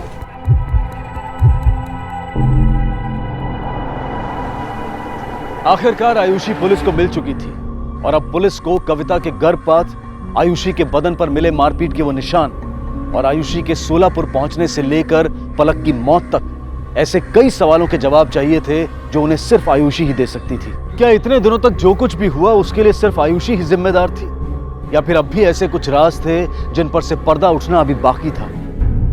जब आयुषी पैदा हुई मेरे घर वालों ने मुझ पर टॉर्चर करना शुरू कर दिया, क्योंकि उन्हें बेटी नहीं बेटा चाहिए था। और जब मैं दोबारा प्रेग्नेंट हुई तो मुझे लगा अगर बेटी होगी तो ये लोग मेरा जीना मुश्किल कर देंगे, और अगर कहीं बेटा हुआ तो आयुषी को इग्नोर करेंगे, उसका जीना मुश्किल कर देंगे। तो तुम चाहती थी कि तुम्हारी इकलौती औलाद हो ताकि उसकी देखभाल अच्छे से हो सके। इसका मतलब ये हुआ कि तुम्हारे मिसकैरेजेस के पीछे तुम जिम्मेदार थी, आयुषी नहीं। फिर ये क्यों बोला कि आयुषी ने तुम्हारे पेट पे पत्थर मारा था? हाँ सर, मैंने झूठ बोला। जब मेरा अबॉर्शन हुआ उसके बाद रंजन आयुषी के पीछे ही पड़ गया। नहीं पापा, पापा, नहीं पापा, नहीं पापा। और मेरे और आयुषी के साथ आए दिन मारपीट करने लगा। आज तो मैं आयुषी को ऊपर से नीचे फेंक ही डालता हूँ। नहीं, सुनिए प्लीज मेरी बात सुनिए। मैं पैर पड़ती हूँ आपके, आप जो बोलेंगे मैं करूँगी। आयुषी को कुछ मत कीजिए। जब आप लोग आयुषी के बारे में पूछताछ करने लगे तो हम सब बहुत डर गए, और रंजन ने डर के मारे।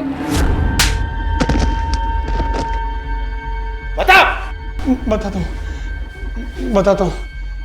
हरीश हर हफ्ते शोलापुर से मुंबई आता था अपने दुकान के लिए सामान खरीदने। मैंने आयुषी को उसके साथ भेज दिया। मेरा भाई प्रॉपर्टी में ज्यादा हिस्सा चाहता था, तो मैंने उससे कहा मैं उसे अपना हिस्सा भी दे दूंगी अगर वो मेरी बच्चियों की देखभाल करे। पर प्रॉपर्टी पाते ही उसने अपना वादा तोड़ दिया। और फिर एक दिन आयुषी का फोन आया। हेलो हेलो, आपको मेरी आवाज आ रही है? आयुषी बेटा, कशी आहेस तू? आयुषी आयुषी आयुषी, कुछ तो बोल बेटा। हाँ? आज तेरा यार है ना पुलिस स्टेशन में गया था और उसकी वजह से मेरे को पुलिस स्टेशन बुलाया था। मेरे को कुछ भी हुआ ना तो तुम माँ बेटी को छोड़ूंगा नहीं मैं। मैं मजबूर थी, कहाँ जाती, क्या करती, कोई भी सहारा नहीं था। प्रकाश ने भी मेरा फोन नहीं उठाया। तब मैंने ये फैसला लिया। पलक की जिंदगी भी अपनी आंखों के सामने खराब होते हुए नहीं देख सकती थी सर। हरीश और देविका आयुषी को गलत तरीके से रखने और एक नाबालिग बच्ची को नुकसान पहुंचाने के जुर्म में आईपीसी की धारा 320, 321, 324 और 340 के तहत 3 साल की सजा काट रहे हैं। हम ये बचपन से सुनते आ रहे हैं कि एक औरत घर को जोड़ने का काम करती है। औरत का काम है परिवार को सहेज कर, संभाल कर रखे और उसे अच्छे से आगे लेकर चले। हम ये भी सुनते आते हैं कि औरत एक साथ कई किरदार बखूबी निभा सकती है, फिर चाहे वो माँ का हो, बेटी का हो, बहन का हो या फिर बीवी का। कहने को तो आज हम 21वीं सदी के अत्य आधुनिक युग में जी रहे हैं, लेकिन क्या हम में से किसी ने भी औरतों को वो स्वतंत्रता, वो अधिकार देने की कोशिश की है जो उन्हें मिलना चाहिए? अक्सर समाज की हमारी इन्हीं रीतियों और पुरुषों द्वारा बनाए गए रिश्तों के मापदंडों पर खरे उतरते उतरते कई औरतें जुर्म का शिकार बन जाती हैं या फिर खुद जुर्म कर बैठती हैं। कई लोग ये सोच सकते हैं कि जिस बदलाव की हम बात कर रहे हैं वो रातों रात हो जाए, ये कैसे मुमकिन है? लेकिन ये भी एक बहुत बड़ा सच है कि इस बदलाव का ये रास्ता हमारे अपने घर से ही शुरू होता है। इसी विचार के साथ अब मैं अनूप सोनी आपसे विदा लेता हूं। फिर मुलाकात होगी अगले एपिसोड में एक और चौंका देने वाले केस के साथ। तब तक अपना और अपने परिवार का ख्याल रखें और देखते रहें क्राइम पेट्रोल डायल 100। सबक एक को सीख हम सबको। जय। क्राइम पेट्रोल्स के और भी दिलचस्प कहानी देखने के लिए हमारे चैनल को सब्सक्राइब करें और बेल आइकॉन दबाना न भूलें।